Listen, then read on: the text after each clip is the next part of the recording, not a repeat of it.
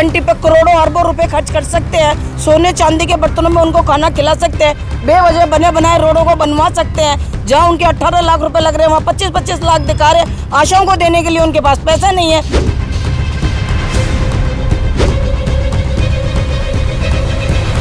ये सरकार को बिल्कुल सोच लेना चाहिए और हमारी बात को गौर कर लेनी चाहिए। आने वाली 24 में हम इनको बता देंगे कि हम क्या है।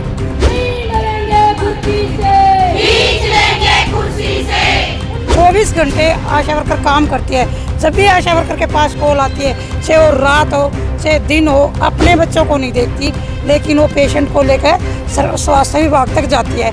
जब स्वास्थ्य विभाग जाएगी तो वहाँ ना डॉक्टर हैं, ना दवाई है, ना ये अल्ट्रासाउंड की मशीनें हैं, वहाँ कोई सुविधा नहीं है।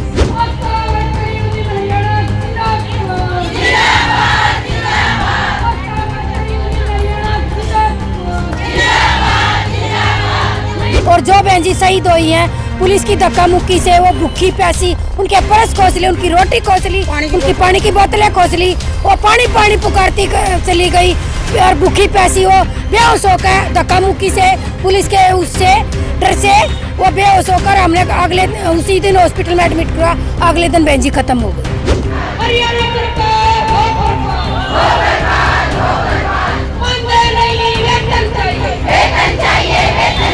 बहुत बेशर्मी सरकार है या जल्दी सी सुनती भी कोनी। क्यों फैमिली वाले तो सह कोनी, ना इनका बेटा ना इनका बेटी ना इनका घरवाली, क्या जाने फैमिली का दर्द।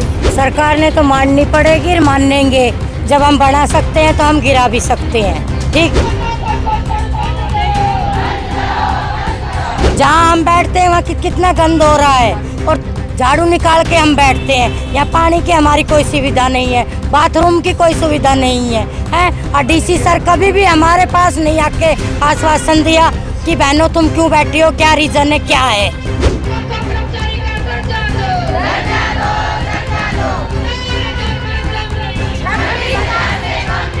और 25 आने वाली 25 तारीख को जेल भरो आंदोलन है और 27 तारीख को भगत सिंह का जन्मदिन है। अब तक हमारी आने वाली 8 तारीख को तो भगत सिंह के जो जयंती या जन्मदिन जो उत्सव है उस पर अब की बार आप पूरा हल्ला बोल हरियाणा में। हाँ जी, हाँ जी, हाँ जी। नमस्कार, स्वागत है आपका न्यू इंडिया न्यूज नेटवर्क पर। मैं हूं योगेश कुमार आर्य और आज हम मौजूद हैं हरियाणा के गुरुग्राम में, जहां लगातार महिलाएं जो किचन में काम करती हैं, जो आशा वर्कर हैं, वो धरने पर बैठी हुई हैं और उनकी क्या मांगे हैं हरियाणा सरकार से और हरियाणा के मुख्यमंत्री खट्टर सरकार से। जैसा कि हमें पता चला कि ये करनाल में हरियाणा के गृह राज्य में 8 तारीख को एक बड़ी महा रैली करने वाले हैं, ललकार रैली जिन्होंने इनको नाम दिया है। इन्हीं महिलाओं से जानने की कोशिश करेंगे कि आखिर इनकी क्या मांगे हैं, क्योंकि लगातार पिछले महीने भर से, दर्जनों हफ्ते भर से यहाँ पे बैठी हैं, लेकिन सरकार का कोई अधिकारी सुनने को राजी नहीं है और पटल पर ये बैठे हुए हैं, लेकिन सरकार का कोई भी मुलाजिम यहाँ पर इनकी खबर लेने नहीं आया। तो यहाँ पे मैं बात करना चाहूँगा मैम आपसे कि लगातार आप पिछले 30 दिन से बैठे हैं लेकिन कोई सुनवाई नहीं है, सरकार का कोई अधिकार नहीं आया यहाँ पे। तो आपकी क्या मांगे हैं और ऐसा क्या है आपकी मांगों में जो सरकार सुनने को राजी नहीं है? हमारी मांगे जायज़ हैं, हमारी ऐसी कोई मांग नहीं है को बहुत बड़ी है, कई करोड़ा का घाटा होगा सरकार का।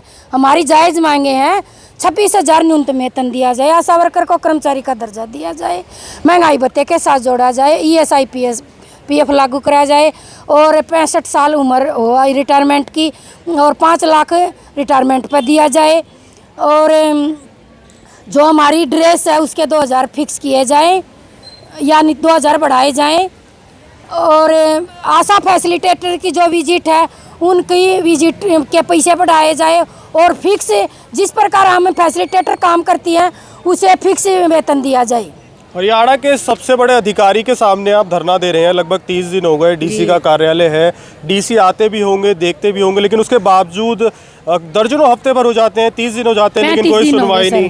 35 दिन हो गए। तो इस पर क्या कहेंगे, क्योंकि हरियाणा सरकार तो कहती है सब कुछ बढ़िया चल रहा है, डबल इंजन की सरकार चल रही है और सब बढ़िया चल रहा है। तो वो तो कहेंगे उनकी डबल इंजन की सरकार है। जो गरीब तबके थे, हम सारी आशा वर्करें फील्ड में काम करती हैं, जच्चा बच्चा का पेट पड़ंतर 9 महीने तक केयर करते हैं, क्या देते हैं 300 रुपये। जो जैसे जीरो से 9 महीने तक केयर करते उसके 100 रुपये, 1.5 साल तक उसके 50 रुपये, 5 साल का उसके 50 रुपये। कौन सा ज़्यादा दे दिया ये सरकार को हम बताना चाहते हैं। 48 के माध्यम से कौन सा ज़्यादा दे रही है? लेकिन 4000 में कौन सा काम होता है ये बता दो मेरे को। लेकिन आप 4000 से सीधे 24,000 की बात कर रही हैं। अभी क्लर्क भी धरने पर बैठे हुए थे, वो भी मांग कर रहे थे 35,400 की। तो आपको लगता है कि सरकार के पास इतना बजट है कि वो आपकी बात सुनेंगी? हाँ, हमारे को यकीन है हमारी बात बहुत जल्दी सुनेगी सरकार। G20 है दिल्ली में जो G20 पर ये लोग बात कर रहे हैं, काफ़ी आक्रोश में है क्योंकि 35 दिनों से बैठे हैं। एक महिलाओं के लिए ना यहाँ पे कोई शौचालय की व्यवस्था है, ना कोई व्यवस्था है। बारिश आ जाए तो किस तरह की परेशानी होती है, आक्रोश में है ये। आप बताइए क्या बता रहे थे आप? जब वो G20 पे करोड़ों अरबों रुपए खर्च कर सकते हैं, सोने चांदी के बर्तनों में उनको खाना खिला सकते हैं, बेवजह बने बनाए रोडों को बनवा सकते हैं। जहां उनके 18 लाख रुपए लग रहे हैं वहाँ 25-25 लाख दिखा रहे हैं। आशाओं को देने के लिए उनके पास पैसा नहीं है, औरों को इतना खर्च करने के लिए, पब्लिसिटी दिखाने के लिए पैसा है। आशा जो मेहनत करती है, 24 घंटे तैनात है, उनके लिए पैसा नहीं है। 4,000 रुपये तनख्वाह दे रहे, 4,000 रुपये में तो इनके दूध का भी पूरा ना पड़े। आपको पहले एक ड्यूटी के लिए बोला गया था, लेकिन अब तमाम जो भी सरकारी काम है सब आप पे थोप दिए जाते हैं, तो उस पर क्या कहना चाहिए? हमने तो यही कहेंगे, हमें सिर्फ जच्चा बच्चा के लिए रखा गया था, तो हम जच्चा बच्चा की ही केयर करेंगे, बेफालतू का कोई काम नहीं करेंगे। अगर हमारे से एक्स्ट्रा काम करवाना तो हमारे को हर तरह सब तरह की एक्स्ट्रा पेमेंट दी जानी चाहिए। जी बताइए आप क्या कहना चाह रहे हैं? हम ये कहना चाहते हैं जो सरकार ने हमारे लिए किस काम एक्स्ट्रा थोप रखे हैं। हम 40 तो ये हमारे हैं ही, लेकिन इसके अलावा और 21 काम आपने हाँ एक्स्ट्रा 21 थोप रखे हैं, तो 80 हो गए हैं हमारे काम। 80 कामों के लिए और मेहनताना 4,000 रुपये। तो आप ये देखिए 24 घंटे आशा वर्कर काम करती है। जब भी आशा वर्कर के पास कॉल आती है, चाहे वो रात हो चाहे दिन हो, अपने बच्चों को नहीं देखती, लेकिन वो पेशेंट को लेकर स्वास्थ्य विभाग तक जाती है। जब स्वास्थ्य विभाग पर जाएगी तो वहाँ ना डॉक्टर हैं, ना दवाई है, ना ये अल्ट्रासाउंड की मशीनें हैं, वहाँ कोई सुविधा नहीं है। तो हम ये कहना चाहते हैं सरकार को कि जब आप हमारे को 4,000 में इतना काम करवा रहे हो और जब आपके उस पर जाते हैं वहाँ कुछ नहीं है, तो जब जो 21 काम हमारे को थोपे गए हैं तो उनका मेहनताना हमारे को पहले दिया जाए, जब हम वो काम करेंगे। और 26,000 न्यूनतम वेतन दिया जाए, सरकारी कर्मचारी का दर्जा दिया जाए और PF PSI लागू करी जाए। वो बहन जी ने बताई दिया था 65 साल हमारी उम्र होनी चाहिए रिटायरमेंट की, 5 लाख रिटायरमेंट पर हमारा होना चाहिए। मैम मैं आपसे जानना चाहूँगा, आपने बताया कि आपकी 4 बहनें हमारी शहीद भी हुई हैं, उनको भी मतलब कम से कम 50 लाख जो हमारे कोरोना में जो दिया गया था, उन 4 बहनों को 50 लाख रुपया दिया जाए और सरकारी नौकरी उनके घर में दी जाए। तो क्या बड़ी वजह रही जो आप बता रहे हैं कि आपकी 5 महिलाएं शहीद हो गई, तो उसके क्या बड़ी वजह पीछे की है? हाँ बताइए। 28 तारीख को हम चंडीगढ़ गए थे। सबसे पहले तो हमारी गाड़ी अरेस्ट करी, थाने में चली गई, और फिर हम पंचकुला पहुंच गए। वहाँ से अरेस्ट करके हमने बसों में बिठा लिया, हमारे को रोटी नहीं खाने दी। और जो बहन जी शहीद हुई हैं, पुलिस की धक्का मुक्की से वो भूखी प्यासी, उनके पर्स खोस ली, उनकी रोटी खोस ली, उनकी पानी की बोतलें खोस ली, वो पानी पानी पुकारती चली गई और भूखी प्यासी वो बेहोश होकर धक्का मुक्की से, पुलिस के उससे डर से वो बेहोश होकर हमने अगले उसी दिन हॉस्पिटल में एडमिट करवा, अगले दिन बहन जी खत्म हो गई। जिस सरकार की बेशर्मी की हद है। तो वो पांचों उसी मतलब जो आपका आंदोलन था? हाँ, 2 हड़ताल में आया करती, जैसे हमारी बहन जी आ रही, उनका कोई थोड़ी बहुत दिक्कत थी, वो हड़ताल में कंटिन्यू आ रही थी, वो घर वो हो गया एक्सपायर। और 2 हुई हमारी सरकारी हॉस्पिटल में। एक बहन जी तो पारुल जो यमुनानगर की, वो 38 साल की थी, उसका 4 बच्चे हैं। उसकी बहन भी पहले एक्सपायर हो गई थी, 2 बहन के बच्चे और 2 उसके बच्चे। तो बहुत बेशर्मी सरकार है, या जल्दी सी सुनती भी कोनी। क्यों फैमिली वाले तो सह कोनी, ना इनका बेटा, ना इनका बेटी, ना इनका घरवाली, क्या जाने फैमिली का दर्द ये।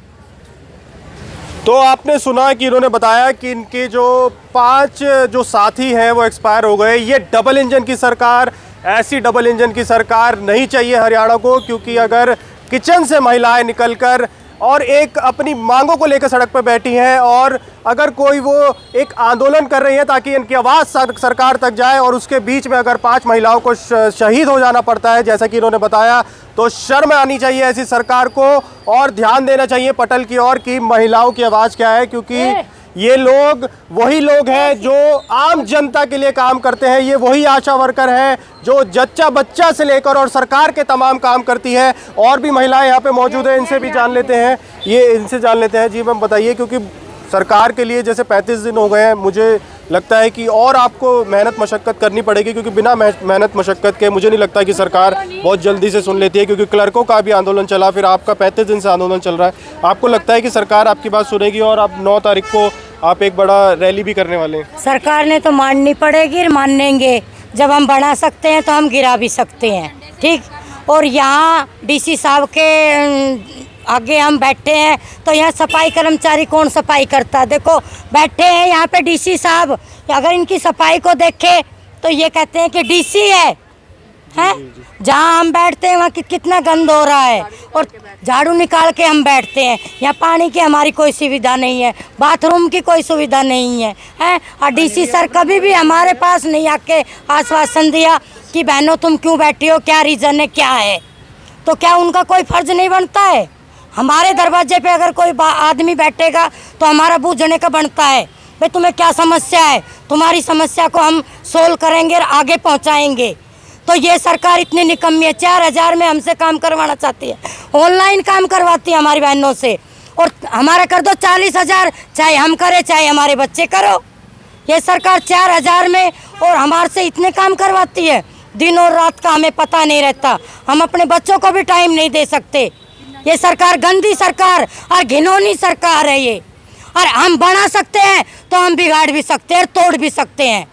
तो अब तो 35 दिन हो गए मैम, आपको लगता है क्योंकि अब आप 9 तारीख को रैली करने वाले हैं, उस रैली के बाद और भी किसी संगठन का आपको समर्थन प्राप्त हुआ है? आने को तो आश्वासन जो दे रहा है वो क्या दे रहा है, जब ये मेन आदमी हमारे बीच नहीं आ रहे, जो हमारे आश्वासन से क्या होता है? बात तो वो जो हमारी बात की सुनवाई हो, जब हम चंडीगढ़ तक पहुंच सकते हैं, हमारी गाड़ियों को इतनी दूर छोड़ दिया गया, हम पानी के बगैर और बाथरूम के लिए, और हम भूखे प्यासे पड़े रहे। ये सरकार इतनी घिनौनी, और कहते हैं बेटी बचाओ और बेटी पढ़ाओ, नारा तो लगाते बेटी बचाओ और बेटी पढ़ाओ का। ये क्या बेटियां नहीं है जो रोड पे आज 36 दिन हो गए इनको, हैं? और कहती है आशा वर्कर रीढ़ की हड्डी है। अब वो रीढ़ की हड्डी को खाने को नहीं मिलेगा तो वो रीढ़ की हड्डी काम कर सकेगी? आप बताओ, ये अच्छी बात नहीं, बहुत गंदी सरकार, गंदी सरकार। तो आप बता रहे हैं कि ये रीढ़ की हड्डी कहे जाने वाली एक आशा वर्कर की पूरा आपने जब बताया, अब जब रीढ़ की हड्डी इतनी कमज़ोर हो गई है तो आपको लगता है कि अभी जैसे उन्होंने बात नहीं सुनी तो 2024 में ज़रूर इसको भारतीय जनता पार्टी को उसका नुकसान होगा? क्यों नहीं होगा? हम 22,000 है, 22,000 के पास 2-2 हज़ार की पॉपुलेशन है, 1,000 की पॉपुलेशन है, तो क्या हमारे हस्बैंड है और हमारी 500 आदमी तो हमारी मुट्ठी में है। जो हमारी ये सरकार हम बढ़ा भी सकते हैं तो हम तार भी सकते हैं। ये सरकार को बिल्कुल सोच लेना चाहिए और हमारी बात को गौर कर लेनी चाहिए। आने वाली 24 में हम इनको बता देंगे कि हम क्या है। तो ये सुना आपने, खुली चुनौती सरकार को दी गई है आगामी 2024 के चुनाव के लिए, क्योंकि रीढ़ की हड्डी इसको कहा जाता है आशा वर्कर को, क्योंकि जनता के साथ जुड़ के काम करती है और जनता के साथ जुड़ना इनको आता है। तो अपना मैसेज अगर सरकार इनकी बात नहीं सुनती है तो जनता को ज़रूर ही अपनी बात सुनाएंगी और ज़रूर इसका फ़ायदा इनको तो होगा ही, क्योंकि जब चुनाव होगा तो पलटी मारेगी सरकार, क्योंकि जब इनकी बात नहीं सुनेगी सरकार तो ज़रूर ये 2024 का समीकरण बीजेपी का बिगाड़ सकते हैं। और भी महिलाएं मौजूद हैं, इनसे भी जान लेते हैं। मैम, आप यहाँ पे बहुत दिनों से मौजूद हैं, 35 दिन हो गए आपको करते हुए, तो क्या क्या परेशानी और आ रही हैं? क्योंकि जैसे कि मैं देख रहा हूँ यहाँ पे नगर निगम की तरफ से ना आपके लिए कोई शौचालय की व्यवस्था है, ना पानी की व्यवस्था है, तो क्या सर पानी भी हम अपने ही पैसों से दीदी मंगवा रही है, अपने पैसों से, कोई अपने घर से ला रही, घर से एक बोतल, हम शाम के 4 बजे तक एक बोतल पानी से हमारा कोई गुजारा नहीं चलता। गर्मी इतनी है, धूप में बैठे हैं, हर मिनट में पानी चाहिए, तो अगर पानी नहीं होगा तो हम कैसे बैठे रहेंगे?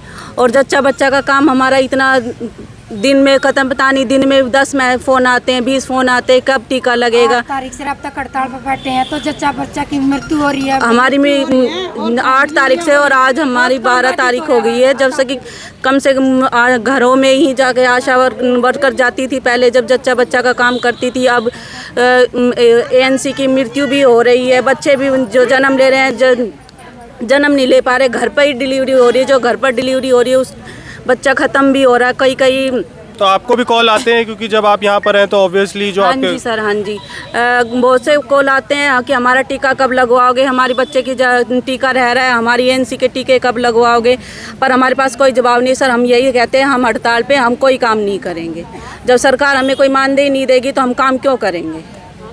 तो सुना आपने, ये आवाज़ है। और भी सुन लेते हैं क्योंकि यहाँ पर हज़ारों की संख्या में महिलाएं मौजूद हैं जो सरकार तक अपनी बात पहुंचाना चाहती है, लेकिन सरकार है कि सुनने का नाम नहीं लेती। और पीछे चल लेते हैं, पीछे महिलाओं से जानने की कोशिश करते हैं कि आखिर किस तरीके की उनकी बात है जो अपनी सरकार तक मुहैया कराना चाहती है। जी मैम, मैं आपसे जानना चाहूँगा कि क्या आप यहाँ पे बैठे हैं, क्या है आपकी मांग? क्योंकि सरकार तो मुझे नहीं लगता, क्योंकि बहुत और भी आंदोलन चल रहे हैं क्लर्कों से लेकर तमाम, तो आपकी बात सरकार सुनेगी? सरकार को सुननी पड़ेगी हमारी मांग। आज हमको 35वां दिन हो चुका है डीसी के सामने बैठे हुए, लेकिन डीसी भी हमको देखने के लिए नहीं आया है। तो हमारे तो सरकार से यही है कि जल्दी से जल्दी हमारी मांगों को पूरा करो, नहीं तो एक ऐसी रैली होगी जिसमें सरकार को ही झुकना पड़ेगा। हाँ जी। तो सुना आपने कि एक रैली एक लोग करने वाले हैं करनाल में, जहाँ पे खट्टर सरकार ने साइकिल रैली की शुरुआत करी थी। और एक दो क्वेश्चंस और ले लेते हैं इनसे, महिलाओं से। मैम, ये जो आपकी रैली है और इसके आगे भी तमाम कोई प्रोग्राम है जो, जैसे कि अभी आपने एक रैली की बात करी। 15 तारीख का हमारा राव इंद्रजीत है जो सेंटर का मंत्री है। जी जी जी। उसका घेराव 15 तारीख को। उसके अलावा और कोई? उसमें रेवाड़ी और मेवात 3 जिले शामिल हैं। और भी लोग आपके साथ शामिल हो रहे हैं? जो हाँ, सर्व आशा कर्मचारी वर्कर- संघ, CIT वाले, जितने भी यूनियन है सभी शामिल हैं, सभी समर्थन देंगे हमारा। और 25 आने वाली 25 तारीख को जेल भरो आंदोलन है और 27 तारीख को भगत सिंह का जन्मदिन है। तब तक हमारी और आने वाली 8 तारीख को तो वो भगत तो सिंह बता के दें। जो जयंती या जन्मदिन जो उत्सव है उस पर अब की बार आप पूरा हल्ला बोल हरियाणा में? हाँ जी, हाँ जी, हाँ जी, हाँ जी, बहुत अच्छे से मनाएंगे हम इस भगत सिंह का। जो उसके वो थे थोड़ी उम्र में फांसी टूट गए थे, ऐसे अपनी बहनजियों को भी बताएंगे सारे उसके बारे में। तो भगत सिंह की जो जहाँ पर उन्होंने ये लड़ाई लड़ी कुरुक्षेत्र, वहाँ की भी आशा वर्कर आपके पास आ रहे हैं? सारी नहीं, वो अपने जिलों में करेंगे, 2-2, 3-3 जिलों में से, हाँ, इकट्ठे करके तब भगत सिंह का जन्मदिन मनाएंगे हम 27 तारीख को। तो आपने सुना कि तमाम और बड़ी रैलियां ये करने वाले हैं। अगर डबल इंजन की खट्टर सरकार ने इनकी आवाज़ को नहीं सुना तो ये रैली अब बड़े लेवल पे होने वाली है। तो कहीं ना कहीं सरकार को अब झुकना पड़ेगा, क्योंकि ये बात आ गई है अब 2024 के इलेक्शन पे। अगर सरकार ने इनकी बात नहीं सुनी तो कहीं ना कहीं उनको 2024 में इसका नुकसान झेलना पड़ेगा। कैमरामैन वीरेंद्र के साथ मैं योगेश कुमार आर्य, गुरुग्राम से।